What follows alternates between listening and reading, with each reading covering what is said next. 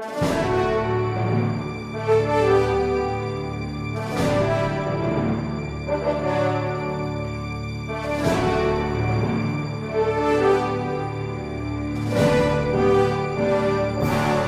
nome do Pai, e do Filho e do Espírito Santo. Amém. Inspirai, ó Senhor, as nossas ações e ajudai-nos a realizá-las, para que em vós comece e para vós termine tudo aquilo que fizermos, por Cristo, Senhor nosso. Amém. Santa Maria, Mãe de Deus, rogai por nós. Em nome do Pai, do Filho e do Espírito Santo. Amém. Muito bem, bem-vindos mais uma vez à nossa aula ao vivo, nosso encontro semanal aqui no site, padrepauloricardo.org. Nós iniciamos na semana passada uma preleção a respeito da masculinidade. O que é que está acontecendo com os homens?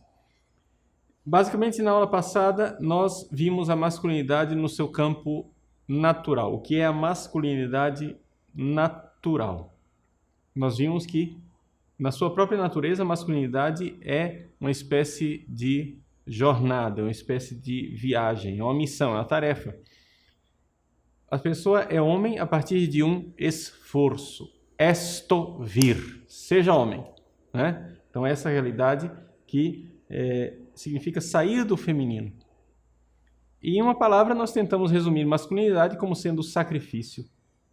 Pois bem, na aula de hoje gostaríamos de falar sobre a masculinidade no sentido mais sobrenatural da palavra e a masculinidade dentro da própria igreja, da Igreja Católica. E nós vamos fazer isso através de um acréscimo, né, um enriquecimento, que é o conceito de paternidade. Vejam só, aqui é importante nós notarmos que a ideia básica, né, fundamental, do que eu gostaria de transmitir para vocês na aula de hoje, é exatamente essa, que se você quiser ser um homem com uma masculinidade sadia, a masculinidade ela é aperfeiçoada, ela é levada à perfeição, levada à sua plenitude com a paternidade. Por isso, um homem que não quer ser pai é um homem que, de alguma forma, tem uma masculinidade doente, uma masculinidade incompleta, uma masculinidade imatura, né? Então, essa é a realidade da paternidade que nós gostaríamos de ver na aula de hoje e de uma paternidade espiritual, né? Porque a masculinidade dentro da igreja ela é vivida como paternidade espiritual. Um pouco esse é digamos assim, o índice, né, da aula de hoje. Bom, vejam só, vamos começar de coisas bem básicas e coisas que vocês todos podem intuir e vocês todos podem experimentar no dia a dia. Não está em crise somente a masculinidade, está em crise também a paternidade. Ninguém mais quer ser pai, né? Quando nós vimos que a sexualidade humana foi separada da procriação, através de todo um esforço de engenharia social, etc., etc., o que é que nós estamos vendo hoje na nossa sociedade? Estamos vendo uma sociedade que cada vez mais se configura como sendo a sociedade dos adolescentes. Ou seja, a sociedade das masculinidades imaturas e das feminilidades imaturas. Nós iremos falar também de feminilidade numa outra ocasião. Mas, por enquanto, olhando para a masculinidade, o que é que nós temos? Nós temos o fato de que ninguém mais quer ser pai, né? Ninguém mais quer, todo mundo quer adotar esta posição do filho, não é? E isso é uma coisa, uma epidemia generalizada, né? Vocês se lembram, acho que eu já comentei aqui, quando eu estive na Canção Nova, no PHN deste ano de 2012, no intervalo de uma das minhas pregações, o repórter veio me entrevistar e perguntar: Padre Paulo, o que é que a igreja espera dos jovens? Né? E eu respondi: a igreja espera do jovem que ele vire adulto. Né? Ou seja, que ele amadureça. não há essa idolatria da juventude por parte da igreja. Ou seja, a igreja, ela dedica uma atenção especial para o jovem, porque sabe que no jovem está hipotecado o futuro da humanidade. Mas o que nós temos que compreender é isso, que o jovem, ele é uma promessa de outra coisa. Ou seja, é promessa de uma maturidade. Ninguém pode ter como ideal de vida uma eterna juventude, né? Eu citei também aquele acontecimento, uma senhora uma vez veio falar comigo e eu estava dizendo para ela, olha, quando eu era padre jovem, e a senhora então disse, não, padre, o senhor é jovem. Eu respondi para ela, minha senhora, eu não sou mais jovem e a senhora não me ofenda. Porque eu não quero ser jovem. Eu já fui jovem, foi bom, mas não quero voltar atrás, porque quando eu era jovem batia a cabeça tantas vezes, cometi tantos erros, era tão mais imaturo, e hoje já amadureci um pouco mais. O meu projeto de vida, o meu sonho não é ser jovem. O meu projeto de vida é um dia ser um sábio ancião, coisa que eu ainda não sou. Né? Então essa coisa de que nós temos que sair dessa idolatria da juventude, como se juventude fosse projeto.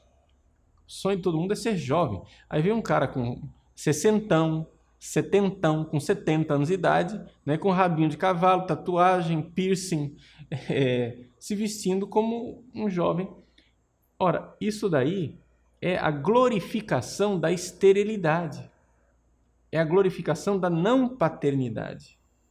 A glorificação da não maternidade.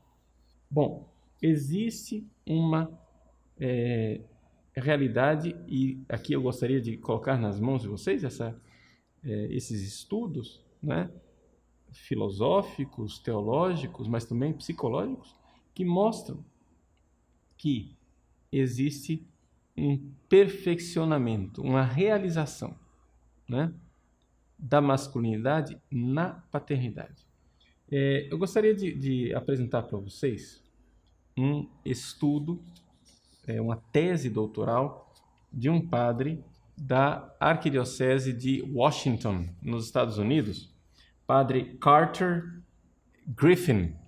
Padre Carter Griffin é um padre relativamente jovem, ele deve ser um pouco mais novo do que eu, porém, assim, para vocês terem ideia de idade, eu não encontrei a data de nascimento dele. Sei que ele foi ordenado padre em 2004, né? Portanto, ordenação razoavelmente recente, mas ele foi um convertido da igreja presbiteriana, né? É interessante o testemunho, se vocês quiserem ter acesso, aqueles que sabem ler inglês, está aí à disposição, né? A equipe do site vai colocar o testemunho do padre Carter Griffin, em que ele diz como é que ele se converteu à Igreja Católica. Ele era presbiteriano, estava na universidade, isso em 1992, ou seja, 20 anos atrás, né? Então, suponho que ele deve ter mais ou menos a minha idade. Pois bem, o padre Griffin, então, estava na universidade e uma colega católica, né, foi à missa. E ele, para tentar conquistá-la, foi à missa com ela. E esse foi o erro dele, diz o padre Griffin. Foi à missa. Quando ele foi à missa, ele ficou impressionado pela missa. Nunca tinha pisado num templo católico. Aquela missa o chocou, né? E ele, então, foi meditando a respeito dessa missa durante toda a viagem de volta para a universidade, e dali para frente foi a conversão. 12 anos depois ele estava sendo ordenado padre católico, né? Através da Santa Missa. É interessante para nós brasileiros também, né, uma curiosidade, que o padre Griffin morou aqui no Brasil um tempo, porque os pais dele serviam um pouco no mundo inteiro, e ele viveu um tempo na América Latina, viveu no Brasil também, e teve uma das experiências dele de infância que foi exatamente estudar numa escola de língua inglesa em que havia a missa e não ser uma das poucas crianças que não podiam comungar. E exatamente essa fome de Eucaristia que foi trabalhando dentro dele para que ele então se convertesse ao catolicismo. Bom, isso é um pouco a conversão do Padre Griffin. Não é esse o assunto principal da nossa aula. Nossa aula, o assunto principal é a masculinidade e a paternidade. Mas por que eu estou citando esse padre? Porque ele fez uma tese doutoral que foi publicada no ano passado, em 2011. É uma tese doutoral bastante volumosa, de 402 páginas, né? E o nome da tese é a seguinte: Supernatural Fatherhood Through Priestly Celibacy. Paternidade sobrenatural através do celibato sacerdotal. 2 pontos. Fulfillment in Masculinity. Perfeccionamento na masculinidade. A Thomistic Study. Um estudo tomístico. Então, ele, a partir de Santo Tomás de Aquino e de estudos recentes, ele mostra, não é, como o celibato sacerdotal tem tudo a ver com paternidade e com masculinidade. Bom, isso daí é para suscitar um pouco a curiosidade de vocês lerem a tese, aqueles que têm acesso à língua inglesa. O que me interessa da tese do Padre Griffin são os primeiros capítulos em que ele fala especificamente a respeito da paternidade e da masculinidade como realização. Perdão, com paternidade como realização do masculino. Um homem, não é? Deus, quando criou os gêneros, ou seja, o masculino e o feminino, não é? Ele criou essas duas realidades para que a humanidade participasse do seu projeto de criador, não é isso? Portanto, da obra de paternidade de Deus. E o Padre Griffin lembra uma coisa interessante. Essa participação do ser humano, ela não é completa e autônoma. Por quê? Porque enquanto o pai e a mãe participam na geração do corpo da criança, a alma é infundida, é criada do nada, é infundida na criança no momento da concepção. Isso quer dizer o quê? Que, na realidade, o nascimento, né, a gestação de uma criança é um trabalho a 3, necessariamente a 3. Não requer somente um homem e uma mulher, mas um homem, uma mulher e Deus. E a parte principal, né, e mais sublime é feita pelo próprio Deus, porque é Deus exercendo aqui a sua paternidade ao criar uma alma humana, não é? Pois bem, aqui o homem participa, né, da paternidade de Deus. O Padre Griffin faz todo um estudo. Eu não vou aqui me delongar excessivamente em detalhes, porque nos levaria muito longe, são 400 páginas de tese, né? E ele coloca claramente aquilo que nós cristãos sabemos. A ninguém chameis de pai. Isso quer dizer que pai mesmo é Deus. E que se nós quisermos compreender realmente o que é uma paternidade, nós precisamos olhar para Deus. Agora, esta paternidade de Deus Pai, ela se reflete aqui no mundo da criação através, pasmem, isso a mim surpreendeu, né, da paternidade de nosso Senhor Jesus Cristo. Aqui que está Jesus como o modelo do masculino, é também Jesus o modelo da paternidade. Ou seja, eu fui professor de Trindade durante muitos anos e continuo lecionando. no curso de teologia. E é claro, quando a gente ensina a Trindade, a paternidade é um atributo próprio da pessoa, da primeira pessoa da Santíssima Trindade, não é? Só que acontece o seguinte, que nosso Senhor Jesus Cristo, quando veio a esse mundo, quando se encarnou como homem, ele se tornou um reflexo dessa paternidade. Quem vê a mim, vê o Pai. Então, quem tem a tese do Padre Griffin,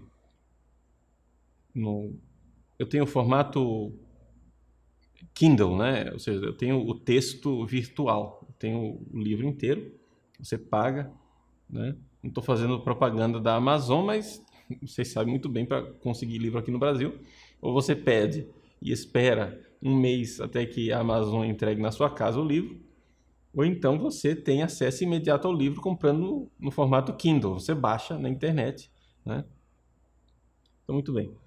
Mas quem tem o paperback, o livro de papel mesmo, nas páginas 141 a 144, o Padre Griffin mostra uma quantidade enorme de citações, seja desde o Antigo Testamento, mas também seguindo no Novo Testamento, que mostram a paternidade de Cristo. Ou seja, Jesus como o Messias, como sendo pai do povo e pai do novo povo de Deus. Então, a paternidade do Filho encarnado. Então, vejam como é que nasce a paternidade. Deus Pai reflete na criação a paternidade. Nós temos aqui a paternidade do Filho. E essa paternidade do Filho, então, é participada pelas criaturas. Uma das coisas que o Padre Griffin chama a atenção é a paternidade dos anjos, né? Ou seja, os anjos exercem uma paternidade uns com os outros, os anjos superiores exercem uma certa paternidade com os anjos inferiores através da iluminação, né? Onde um anjo comunica coisas recebidas de Deus aos outros. Depois, a paternidade dos homens, que é mais perfeita do que a paternidade angélica, e a paternidade dos animais, que, na verdade, não pode ser chamada basicamente de paternidade, é só uma geração. Então, assim, olhando para as criaturas, nós temos anjos, homens e animais. No meio está o homem, e o homem, por estar entre os anjos e os animais, ele realiza a paternidade de uma forma mais perfeita do que os dois. Em que consiste essa paternidade do homem? Porque aqui vamos então ver claramente como é que eu, homem, vou realizar a minha masculinidade sendo pai. Vamos ao que interessa, a gente tem que ir logo para a prática. Né? Até aqui eu apresentei para vocês um pouco, digamos assim, um tira-gosto, não é? Daquilo que é a tese do Padre Griffin. Mas, indo ao que nos interessa, nós vemos que existem 3 características básicas que a gente pode olhar na paternidade. Primeiro, um pai é um provedor. Isso na paternidade natural. Então você que é homem, você que quer realizar a sua paternidade, mesmo que você não seja pai biológico, hein? Atenção, você não precisa ser pai biológico para realizar isso. Mas se você vai ser realmente pai, você deve ser provedor. Provedor no sentido material, onde você ajuda materialmente as pessoas, ou como pai que sustenta seus filhos, ou também através da caridade, você também pode exercer uma paternidade assim, ou através, atenção, de você prover no seu caráter de liderança a uma identidade para o grupo familiar com valores, com virtudes, não é? Isso também é, de alguma forma, prover a identidade da família. É o pai que coloca esta identidade da família. Segunda característica. Então, o pai provedor. Segundo, o pai como mestre. O pai, ele é guia, ele é mestre, ele é alguém que ensina. Então, o pai, ele também não somente deve prover, mas deve ensinar o quê? Ensinar aos filhos a educação que o pai dá aos filhos, diferente da educação que é mais materna, é uma educação que deve instigar para a autonomia. Ou seja, o pai é aquele que cutuca o filho, digamos assim, e a filha, para sair do útero materno, para sair do regaço acolhedor da mãe, para ir enfrentar o mundo, criar uma autonomia, onde o pai deve então ensinar o filho e a filha a realizar a autodoação através das virtudes humanas e virtudes cristãs. Então vejam que isso a gente vê claramente aqui o reflexo da paternidade divina, que o pai que envia o filho ao mundo para que o filho realize no mundo a redenção, no autossacrifício da cruz, na entrega total na cruz. Não é? Isso aqui é precioso, é algo assim que inspira, aquece o nosso coração de pai. Vai, meu filho. Né? O pai que incentiva o filho e diz, vai, se doe, se entregue, seja corajoso, vá. E isso também para as filhas, né? Porque nós também precisamos ser pais também das meninas, isso vale para os dois. Mas essa autodoação, uma autonomia de sair, enfrentar e se doar. Então, o pai como provedor, o pai como mestre. Terceira coisa, o pai como protetor.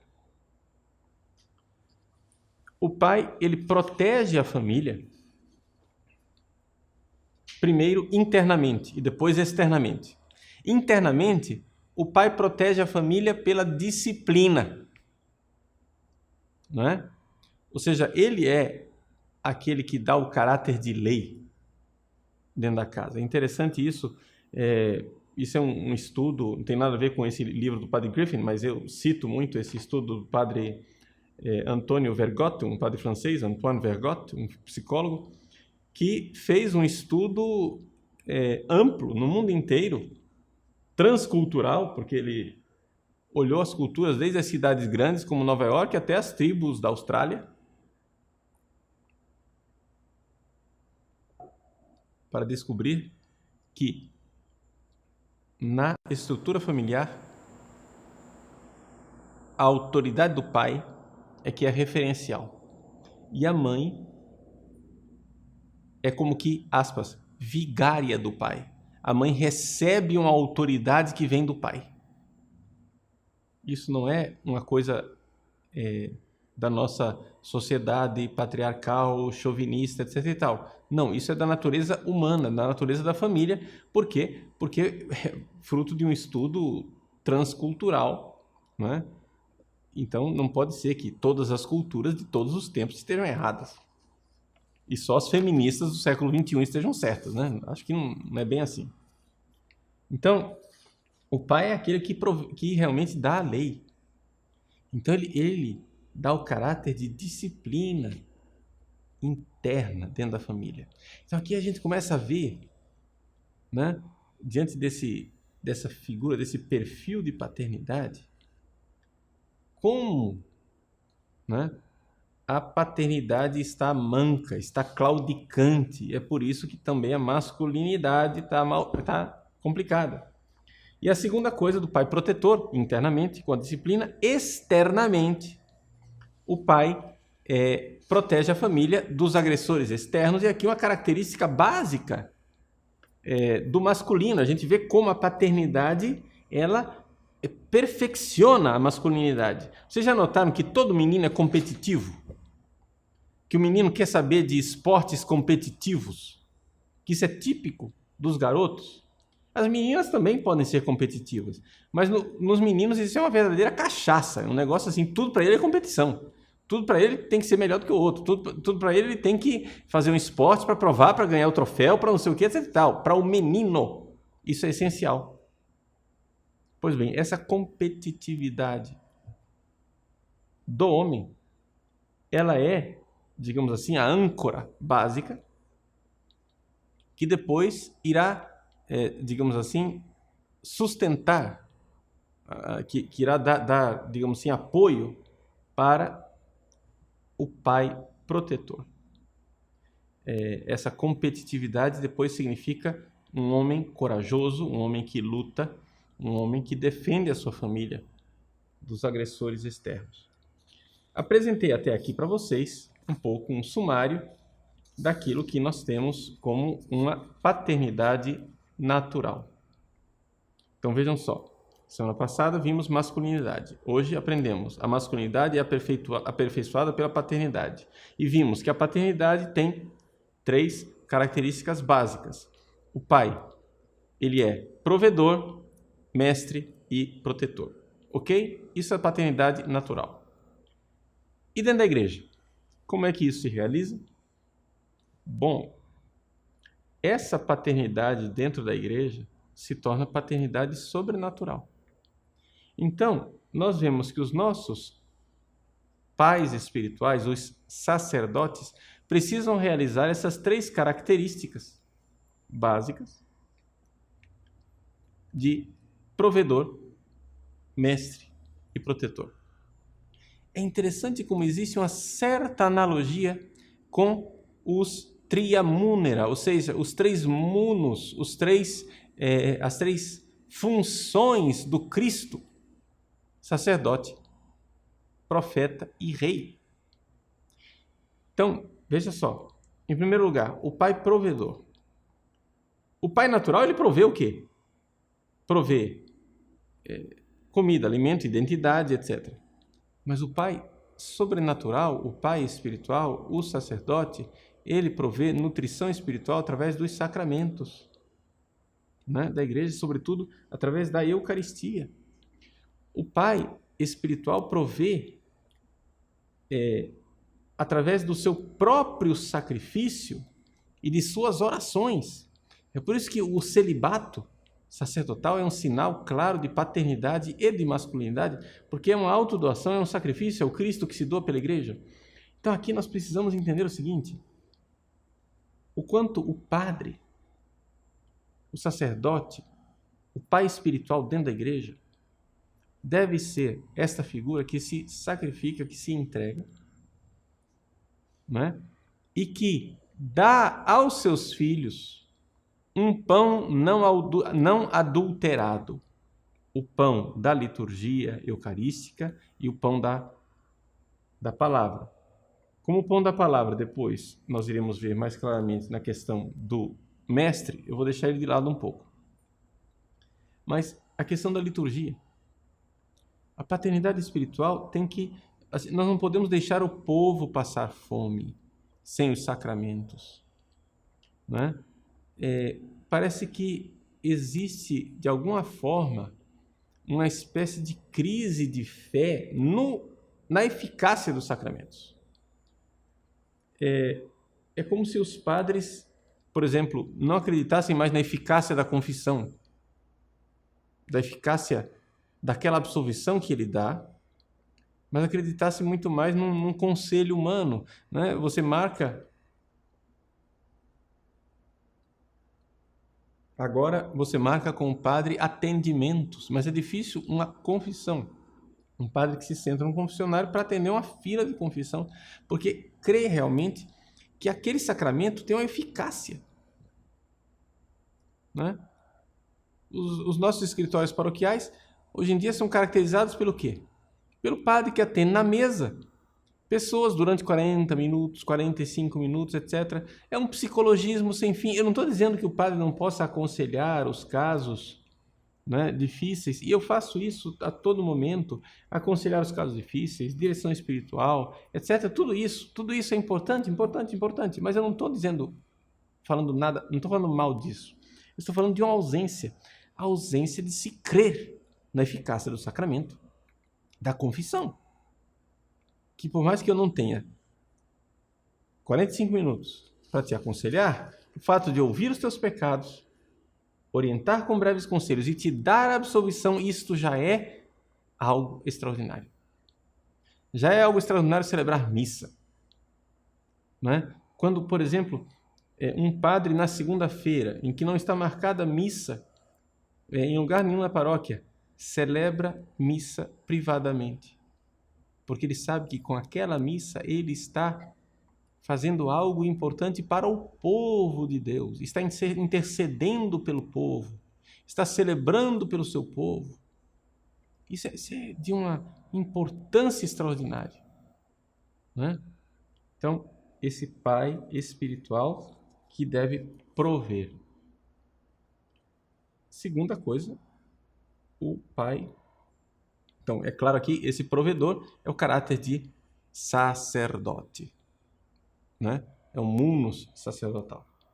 Depois, o pai como mestre, que ensina aos seus filhos. Você se lembra que quando eu falei do pai natural, ele é aquele que ensina, e o típico da paternidade é dar ao filho, cutucar o filho para uma autonomia e enviá-lo para que ele se doe. Então, essa coisa do enviar em missão. Eu te instruo, venham comigo, como Cristo Mestre fazia, né? Vinde de vez e venham comigo, estejam comigo, aprendam, agora vai. De envio em missão. Né? Veja a paternidade de Cristo. Cristo traz para si, mas depois para enviar, para instigar, para dizer vai. Se doem vocês também. Entreguem-se.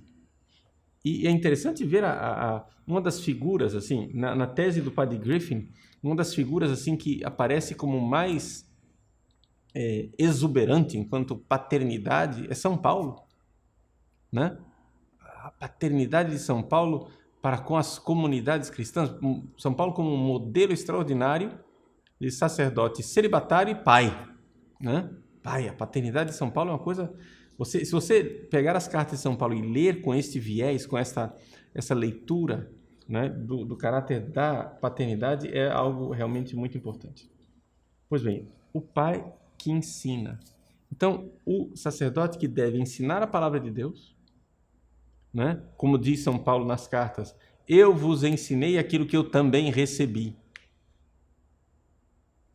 Primeira carta de São Paulo aos Coríntios, capítulo 11, quando ele fala dos sacramentos, capítulo 15, quando ele fala da ressurreição de Cristo, essa coisa da tradição, né? Aquilo que eu recebi, eu também vos entrego. Entregar o pão da palavra não adulterado. E esse pão da palavra depois deve gerar missionariedade. E, finalmente, o sacerdote como protetor. Aqui nós vemos claramente a ideia do munus de rei, onde o sacerdote deve proteger a comunidade eclesial internamente, né? Ensinando a essa comunidade uma disciplina espiritual, né? A crise da paternidade hoje em dia, a crise da masculinidade está exatamente nisso. Os padres só querem passar a mãozinha na cabeça das pessoas, eles querem ser legal, né? É o pai cúmplice, né? Não é o pai que protege o filho. O pai está mais preocupado com a sua própria imagem do que com o futuro do filho. Então, esse pai que, então, realmente dá uma disciplina espiritual. Como isso acontece de forma fascinante na confissão, onde dentro daqueles pecados a disciplina, a ascese que é colocada para o filho mostra a paternidade espiritual. Mas também aquele que defende dos inimigos externos, né? a combatividade dos homens de igreja. Não é? Aqui, o próprio Santo Agostinho, tomando a linguagem dos profetas, não é? Reclamava de bispos e padres do seu tempo como sendo cães mudos. Não é? Ou seja, estão lá para proteger o rebanho, mas o cão é mudo. Então, hoje em dia, esses cachorros que são criados em apartamento, né? O dono leva o cachorro para fazer uma cirurgia nas cordas vocais do cachorro, para o cachorro não latir. Então, pronto, o cachorro não é capaz de latir. O cachorro mora no apartamento e não late, para não criar problema.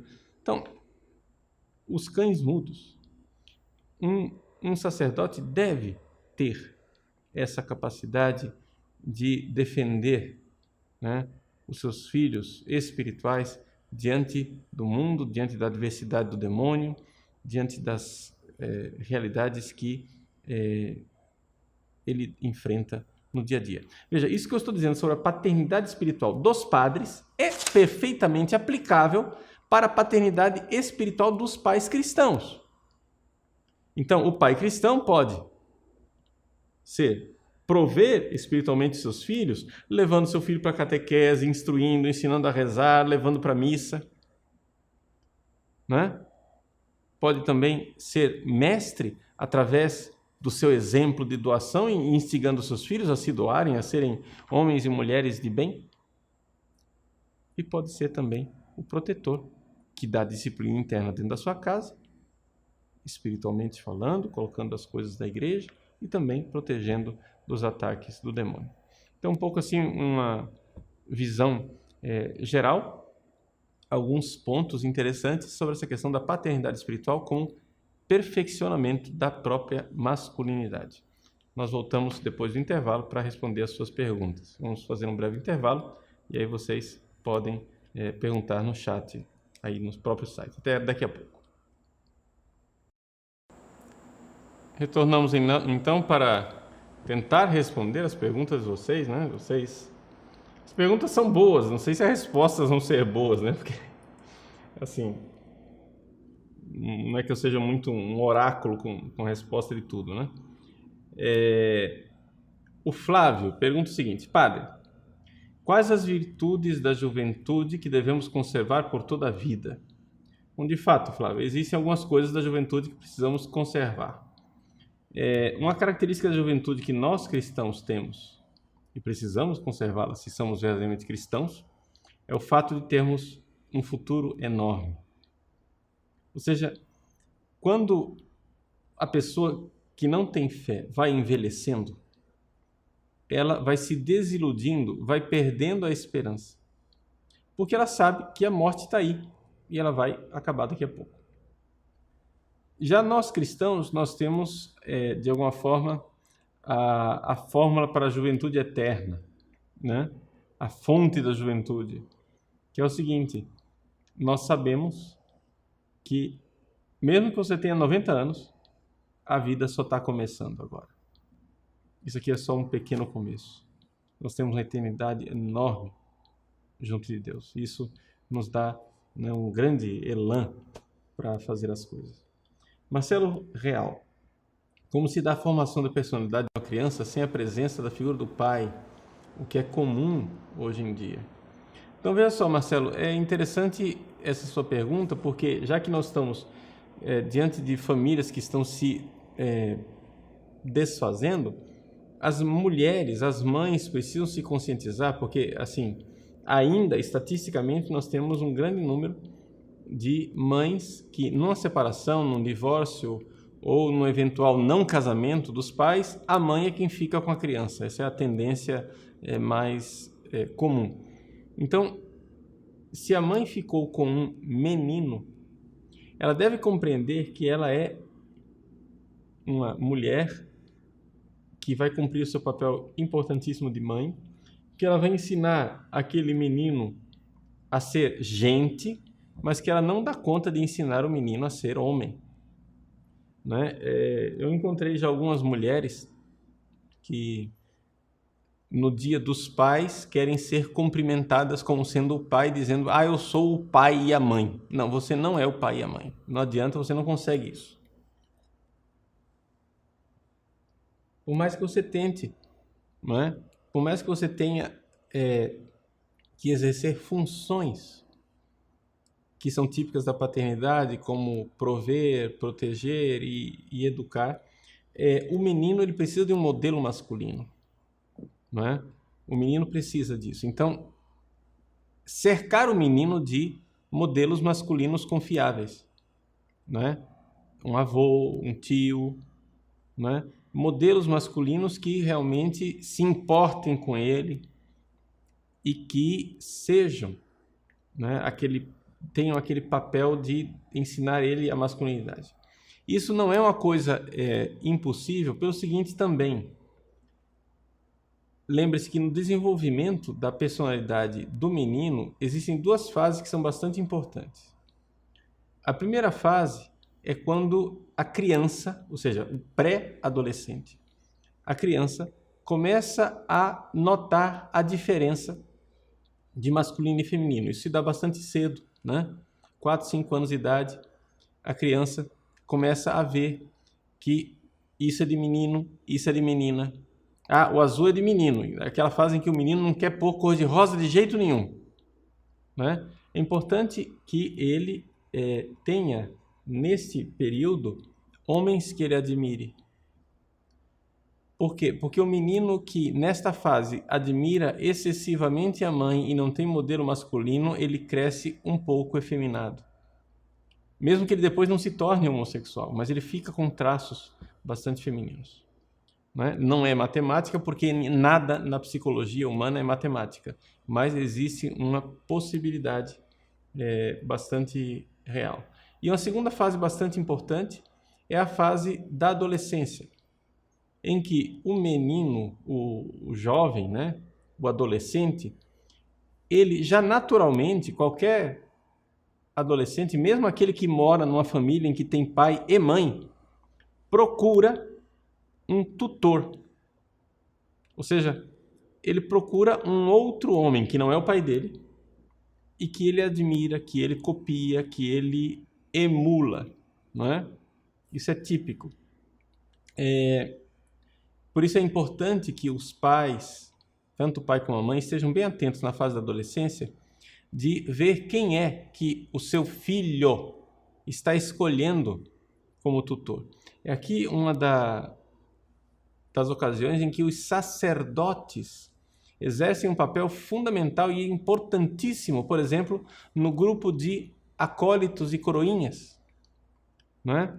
Que tem adolescentes. Ali o sacerdote, muitas vezes, é a figura do tutor, é a figura daquele modelo masculino que irá formar a personalidade de muitos rapazes, mesmo que eles não queiram ser padre, mas que funciona muito para eles. E é por isso que o demônio sabe o que ele faz, né? É por isso que a pedofilia é um perigo real nessa fase. Usando o termo mais técnico, a efebofilia, né? Em que o homem mais velho, que tem tendência homossexual, pode, então, desonestamente usar, né, o seu poder de sedução para com o adolescente. Então, muito cuidado ao escolher estes tutores, né, para os nossos filhos, porque aqui é o perigo real de efebofilia. Ok? Não estou aqui dizendo absolutamente nada de preconceituoso com relação aos homossexuais, eu só estou dizendo aquilo que é o evidente. Nós não queremos que os nossos adolescentes pratiquem sexo com pessoas mais velhas. Ponto. E acabou, né? Cleonice de Paula. A verdadeira paternidade só é possível quando estamos profundamente unidos a Cristo pelos sacramentos? Veja, Cleonice, eu não diria a palavra verdadeira paternidade, né? Eu diria a palavra paternidade espiritual. Porque existem várias paternidades, né? A paternidade biológica, a paternidade natural e a paternidade sobrenatural. A paternidade biológica é simplesmente o fato de ter gerado.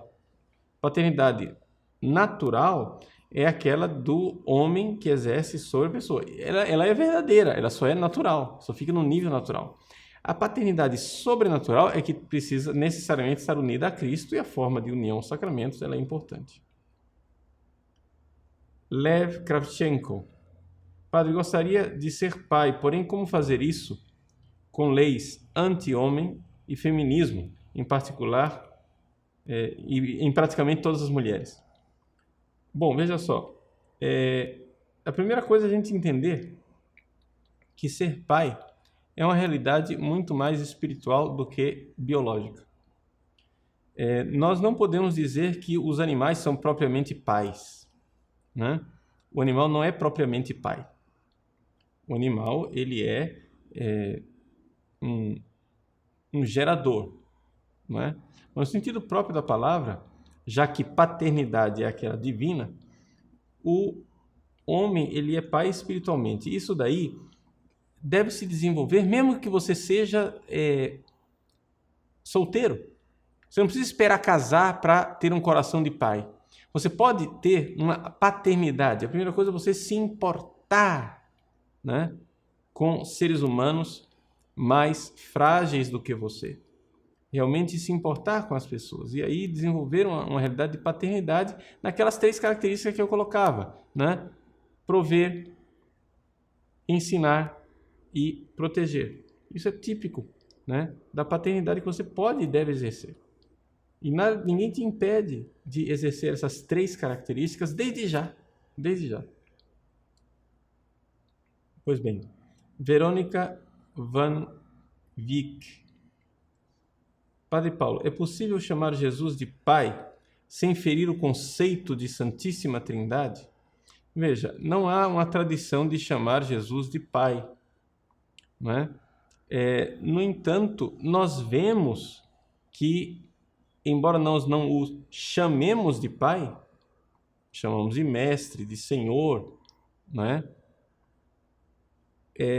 Nós vemos, no entanto, que existe uma atitude paterna de Cristo, né? Algumas passagens do Evangelho em que Jesus se refere aos discípulos chamando-os de filhinhos, não é? Então, assim, é evidente que nós vamos reservar a palavra Pai para Deus Pai, mas isso não nos deve impedir de enxergar no Filho o traço de paternidade. Isso aqui é interessante, é importante, não é? Porque quem vê a mim vê o Pai. Ou seja, isso aqui é uma coisa boa. Muita gente que tem uma tendência de muita carência de pai, que quer ser filho a vida inteira. O que é que um verdadeiro filho faz? Ele imita o pai. Então, por esse viés do ser profundamente filho, você termina sendo pai. Não é? Só que se você for filho só superficialmente, você vai ser somente um meninão mimado. Mas se você for filho profundamente, você verá que você vai imitar o pai.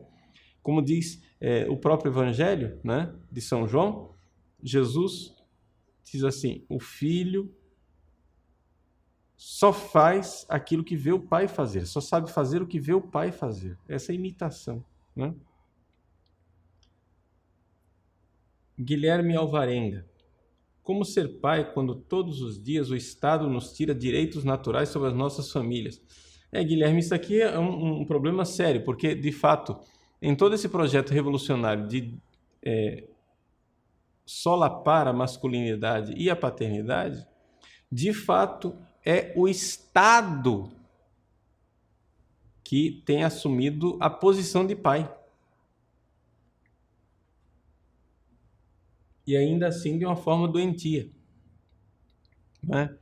O Estado quer tirar a paternidade de nós para ele ser o grande pai, o grande protetor. E isso daí é um projeto revolucionário trágico, terrível. Nós precisamos cuidar disso, e o Papa Bento XVI nos alerta para o fato de que isso é um dos valores né, que não são negociáveis. Nós iremos educar os nossos filhos.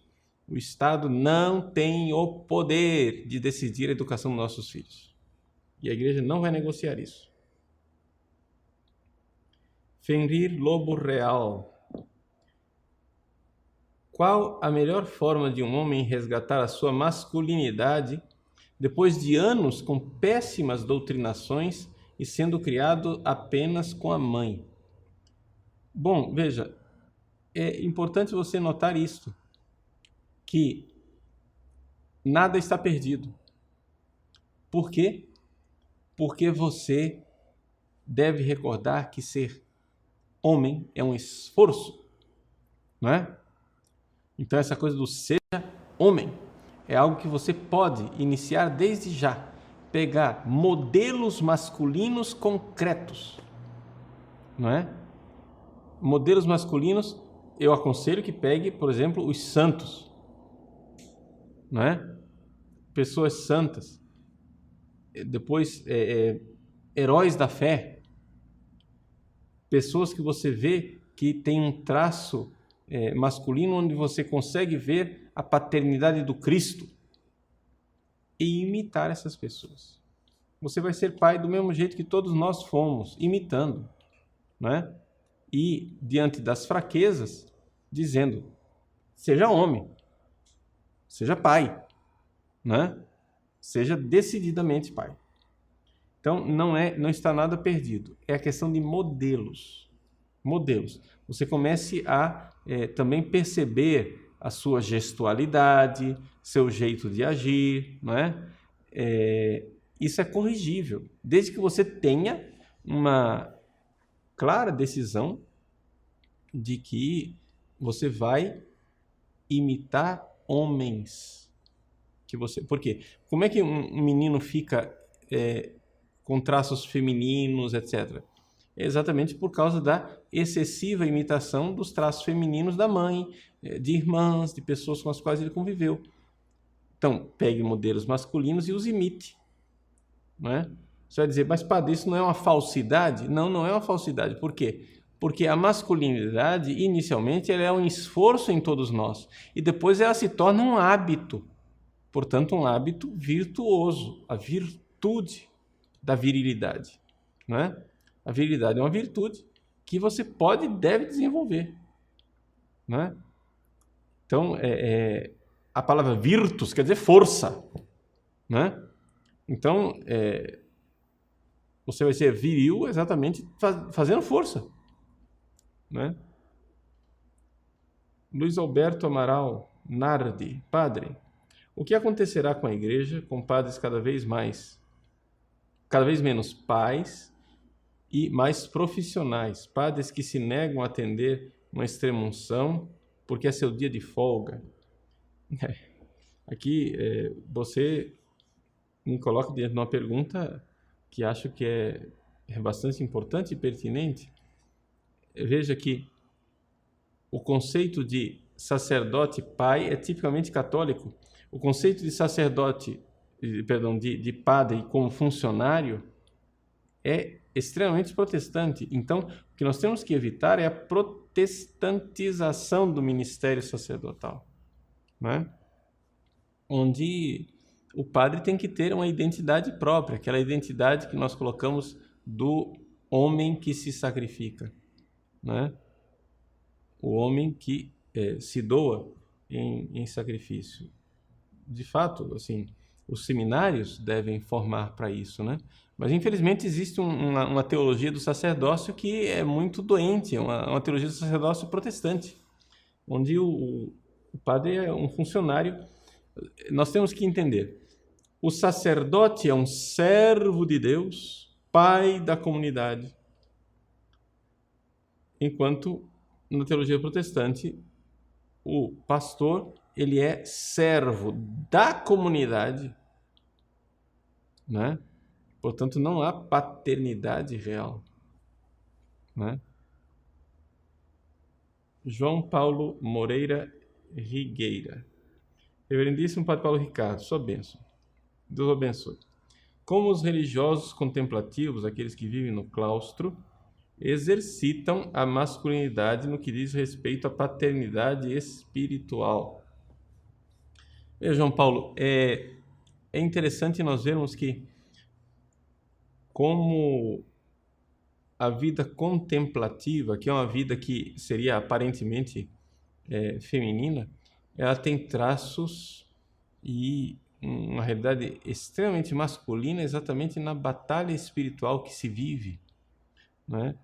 Eu conheci homens em ordens monásticas de uma extrema virilidade. Você vê, por exemplo, existem inclusive até ordens inteiras que são muito viris. Você vê, por exemplo, os trapistas, né? Os trapistas, é só você conviver no mosteiro trapista e você vai notar que o monge trapista ele é muito mais, muito menos delicado, né, para usar uma palavra, do que muitas outras ordens. Digamos, bem mais viril, né? Um homem que vive uma vida rude, másculo, mascando alho, né? Esse é um hábito interessante, típico dos trapistas. Então é possível viver essa masculinidade na vida contemplativa por causa da batalha espiritual, né? Você vê os homens de Deus que eram os padres do deserto, extremamente viris. E a paternidade espiritual também porque existem muitas ordens contemplativas que permitem a possibilidade de ser pai espiritual de pessoas, de atender no locutório, né? Pessoas, ou de ser pai espiritual gerando através da própria oração, do próprio sacrifício. Os cartuchos, por exemplo, eles não admitem visitas, mas eles são pais, no sentido de que geram a igreja através da sua entrega e da sua oração, né?